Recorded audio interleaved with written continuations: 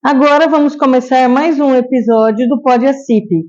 Hoje vamos conversar com o psicólogo Agner William Rodrigues, que vai contar um pouco para a gente sobre sua história. Vamos tratar de alguns assuntos delicados como o suicídio, mas vamos falar também de coisas boas. Bem-vindo ao Pode Assip.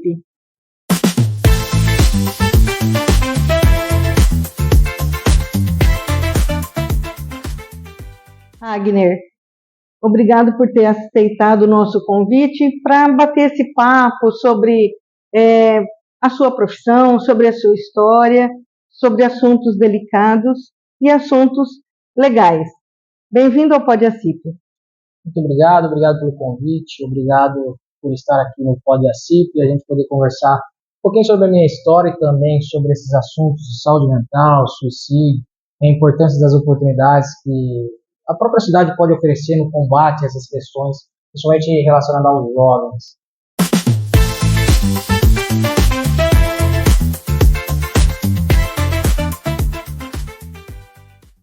Agner, vamos começar a nossa conversa me contando um pouquinho da sua história.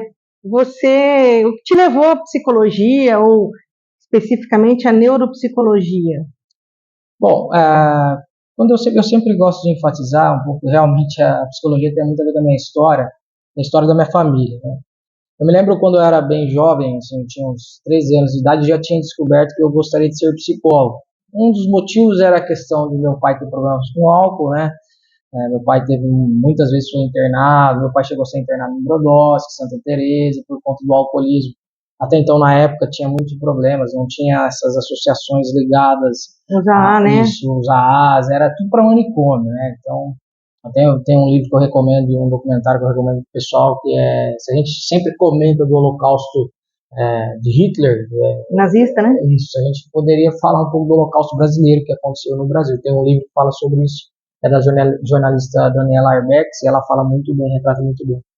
E meu pai, ele ficou nesses manicômios por conta da bebida alcoólica, né? E ele chegou a relatar para mim várias vezes que eles passavam lá. Meu pai, enquanto não bebendo, sempre foi um homem maravilhoso, muito presente, assim como minha mãe na minha vida, né? Mas a saúde mental sempre teve problemas na minha família. Minha mãe diagnosticada com borderline, meu pai com problema alto de drogas, e consequentemente alguns irmãos também. Um irmão também foi internado também por conta de álcool e drogas. E aí, com 13 anos de idade, uma vez o meu irmão passou perto de uma clínica, se eu não me engano, acho que é uma clínica de psicotécnico, lá estava escrito psicologia. E ele falou para minha mãe que queria ser psicólogo. E aí eu guardei isso e fui querer saber o que era. E aí linkei, né, essas dificuldades da minha família, mas com as dificuldades que eu passava também. Falei, não, eu quero ser psicólogo. Eu já decidi que gostaria de ser. Eu estudava na escola Falcone ainda, a escola, uma das maiores aqui da nossa cidade. E aí eu decidi que seria psicólogo daquele momento.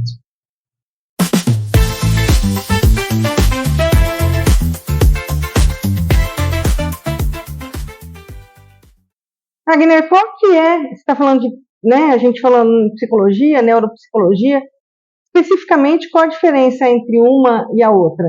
Sim, a psicologia ela é uma graduação de 5 anos, onde você faz a faculdade de psicologia. A neuropsicologia, psicólogos e outras áreas podem fazer especialização.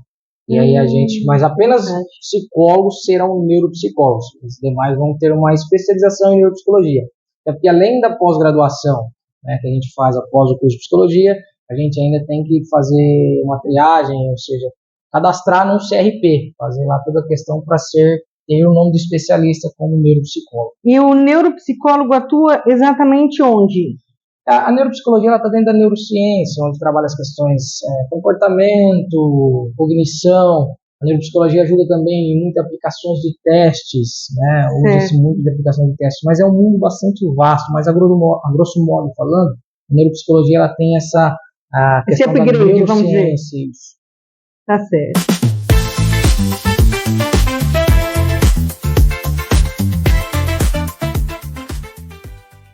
Agora, nos bastidores, a gente estava conversando sobre atendimento, né? Você atende na sua clínica e faz atendimento online, né? Sim. O que mais, se é que se pode falar assim, tem aparecido para você que está te surpreendendo muito? Sim, é importante. Eu atendo tanto consultório quanto pela internet. Tem um cadastro no EPSI, que a gente tem que ter um cadastro também, é importante as pessoas saberem disso. E também presto serviço de atendimento em empresas. Assim, né? Eu presto serviço em uma empresa em Ribeirão Preto, um exemplo, mas presto em outras também, onde eu vou lá se tiver algum problema. Em empresas, principalmente questão de burnout, que é esgotamento em relação ao trabalho. Mas, de um modo geral, assim, tem surpreendido na saúde mental, é que quando a gente fala da questão do suicídio, principalmente, todo o mundo ele tem diminuído em torno de 30% o suicídio. No Brasil, nós somos na contramão. O mundo inteiro reduziu. Quando se pergunta assim, o suicídio no mundo aumentou ou diminuiu? No mundo tem diminuído, só que o Brasil está na contramão. Os últimos dados que a gente teve foi de 11% o crescimento de suicídios no Brasil. Nesse tempo que o mundo todo, Europa, foi reduzindo, o Brasil foi aumentando. A gente chegou à marca de 11% do aumento. Isso a gente reflete aqui na nossa cidade de Trangueiras. Eu vejo muito isso e por onde eu passo atendendo, dando palestras também. Mas esse número tem aumentado em que faixa? Principalmente de jovens de 15 a 29 anos de idade. Principalmente essa faixa etária. Tá? Mas assim, Trangueiras ela tem um exponencial, ela tem aparecido dados um pouco diferentes. A gente fala de taxa um pouco diferente. Mas aqui a média, eu tenho percebido ao longo dos últimos 5 anos aí, de uma média dos 15 até os 40 anos de idade, que é uma idade... São pessoas novas, né? Pessoas jovens, pessoas em plena atividade física, ou que poderia estar, né? Atividade profissional, produtiva. É interessante você tocar nisso, porque assim, eu tenho tentado fazer um trabalho com as empresas em relação a isso, que é o mundo, isso é um dado da UPAS e da OMS, ele deixa de ganhar $1 trilhão anualmente por não cuidar de doenças mentais como depressão e ansiedade. O Brasil é o país mais ansioso do mundo e o segundo mais deprimido, estimando que até 2026, 2027 a gente seria também o primeiro mais deprimido do mundo. E o que tem assustado nos consultórios é essa questão de realmente as pessoas pensarem em se autodestruírem por conta de doenças que deveriam ser tratadas, como ansiedade e depressão, a priori ali, que não é tratada, vai evoluindo e chega à cronicidade. Então, o que tem assustado bastante nos consultórios é a quantidade de pessoas que pensando que talvez a alternativa seria se autodestruírem, muitas vezes de forma consciente ou inconsciente. Às vezes fala, eu só queria dormir, eu só queria fazer isso, eu só queria desligar. Então, isso tem assustado os consultórios. Guilherme, mas assim, quando você falou em ansiedade, né? A ansiedade e a depressão, elas estão muito ligadas, apesar de parecerem que são lados opostos, né? Sim, estão ligadas hoje, a CID-11, na verdade, a DSM da minha Bíblia da Psicologia e da Psiquiatria, hoje tem um transtorno misto, que é o misto de depressão com ansiedade. É interessante também dividir, existem vários tipos de ansiedade e vários tipos de depressão. Por isso que as pessoas, por exemplo, se você tem ansiedade e eu tenho, aí eu vou no médico, tomo um medicamento, eu falo assim, olha, fulano, toma esse remédio que ele me passou por ansiedade. Toma cuidado com isso, porque cada tipo de ansiedade é um jeito de se tratar, e cada tipo de depressão também é uma forma de se tratar. Uhum.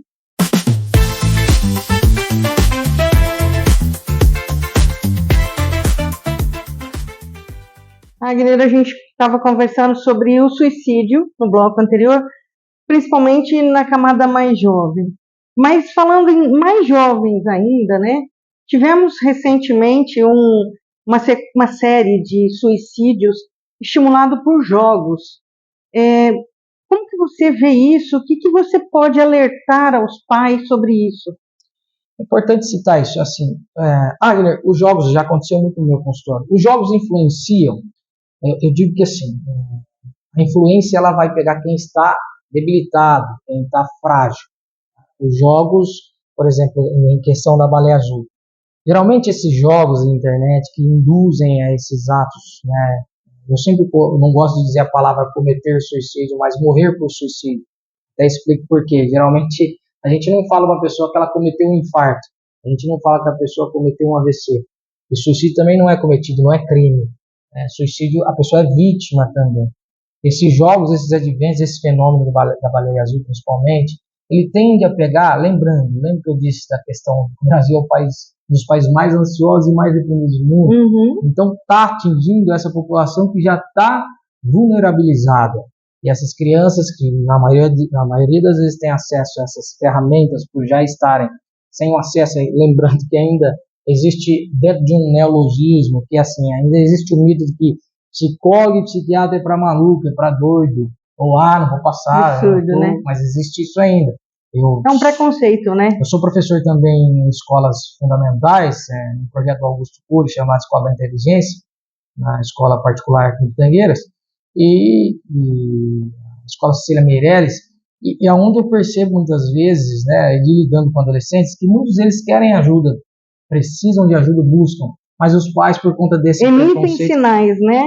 Por conta desse preconceito de ainda acreditar que o psicólogo, psiquiatra é para maluco, deixa de cuidar.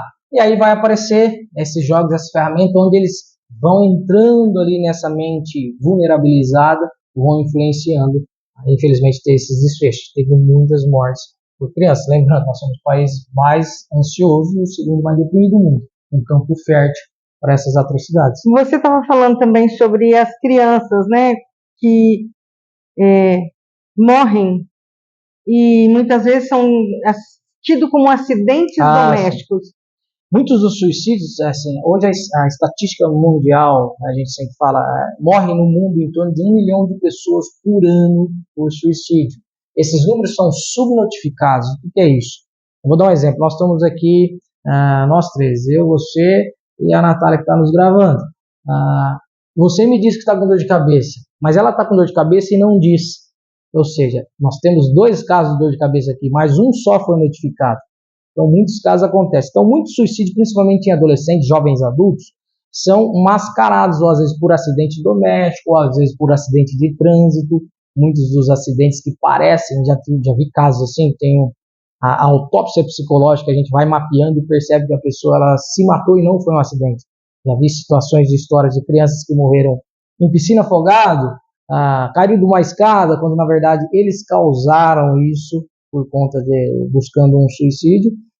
Ou até se desafiando, né? Exatamente. Se autodesafiando. Será que eu consigo? Quanto tempo? A vida já não tem tanta valia, está doente. Lembrando que, na maioria dos casos, 99% das pessoas que morrem por suicídio estão com doença mental. 99% dos casos. Eu quero dizer que se eu tenho doença mental, vou morrer por suicídio? Não. Mas se morreu por suicídio, 90% de chance, mais de 99% de chance que você tinha alguma doença mental.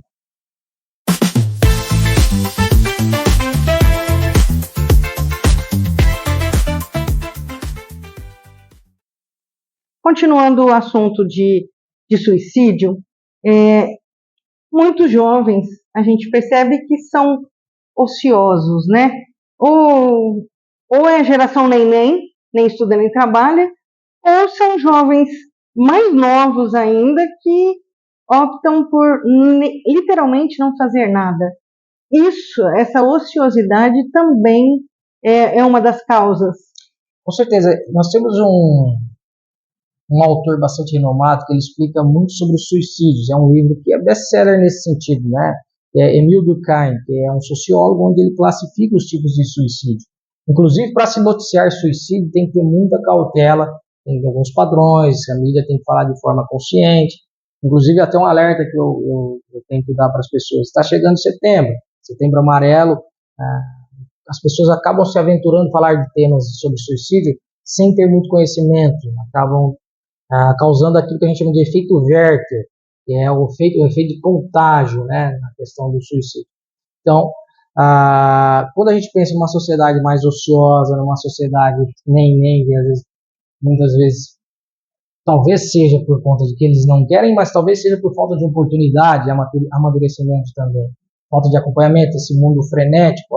Hoje no mundo, uma terceirização da infância, a gente terceiriza as crianças para a escola, a gente terceiriza para um projeto, e vai terceirizando, e vai perdendo esse laço familiar também. Acredito que isso é só uma opinião minha, de acordo com o que Durkheim diz. Mas os jovens, existem aqueles bordões, né? Piscina vazia, mente do diabo, né? Que é uma coisa até antiga, muito falada. A oportunidade a esses jovens, com certeza, traria muito mais saúde mental. A oportunidade para esses jovens que muitas vezes já querem seus instrumentos assim do dia a dia, ganhar o seu dinheiro por alguma coisa. Isso é importantíssimo, né? E a ociosidade nesse sentido, muitas vezes a ociosidade ela é imposta, ela não é uma ociosidade que ele escolhe. Se ele tivesse a oportunidade, eu já vi muitos jovens no meu consultório dizendo, achei até engraçado esses dias, um garotinho de 13, 14 anos, ele queria arrumar o videogame dele, ele falou assim, nossa, eu queria tanto trabalhar, tio, sei lá, um jovem aprendiz, o senhor não sabe onde que eu posso conseguir? E aí você vê a ânsia deles já, eles sabem como fazer. Às vezes falta oportunidade, e aí sim acredito que tem impacto também na saúde mental.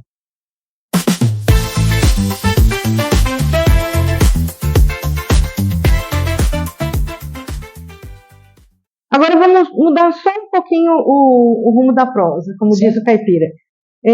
A gente estava falando sobre ter trabalho, ter as coisas, né?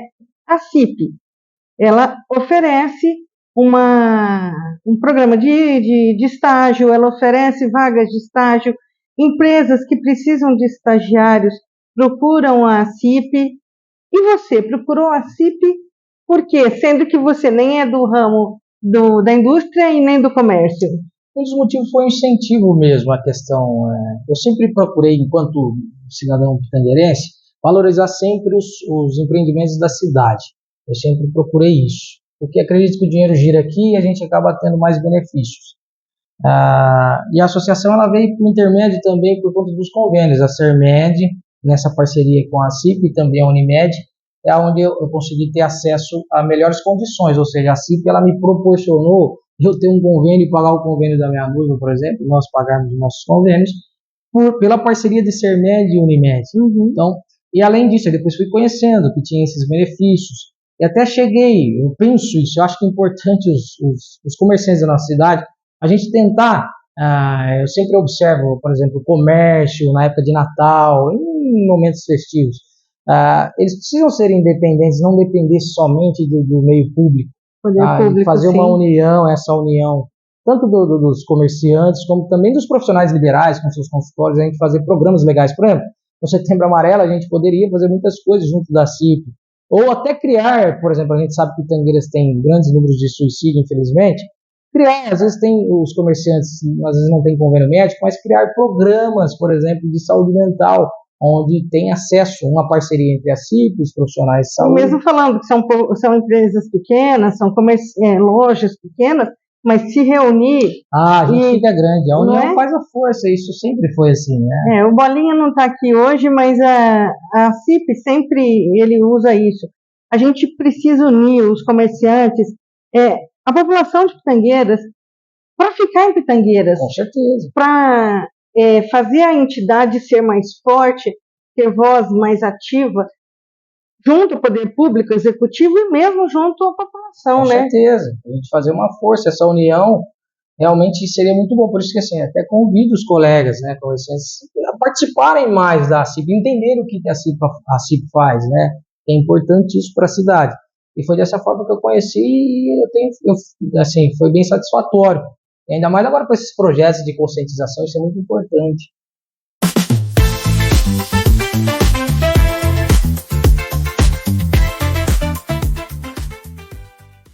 E agora, para encerrar o nosso Pode a CIP, quero agradecer a sua participação e as pessoas que ficaram interessadas, que querem continuar esse papo, como é que elas fazem para contato com você?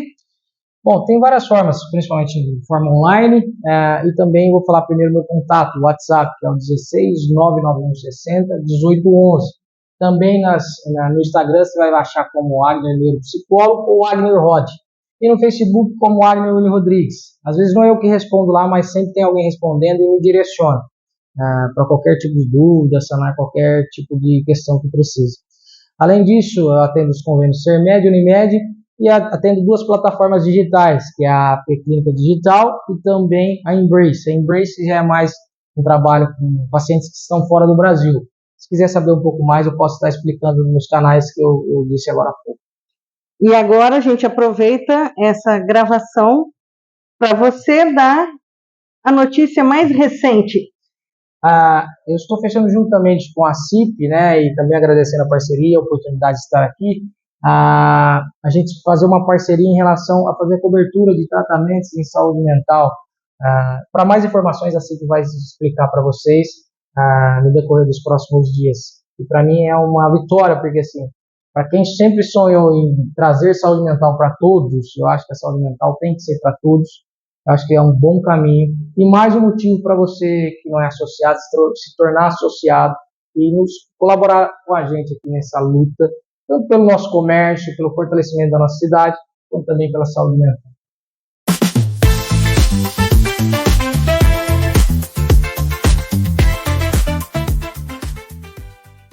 Encerrando o Pod ACIP, hoje tivemos a presença do psicólogo Agner Rodrigues. E se você ficou interessado nessa história ou quiser acompanhar as outras, siga a gente nas redes sociais. Entre no YouTube, entre nas mídias sociais da ACIP e venha participar do Pod ACIP. Esse é um canal aberto a todos. Obrigada.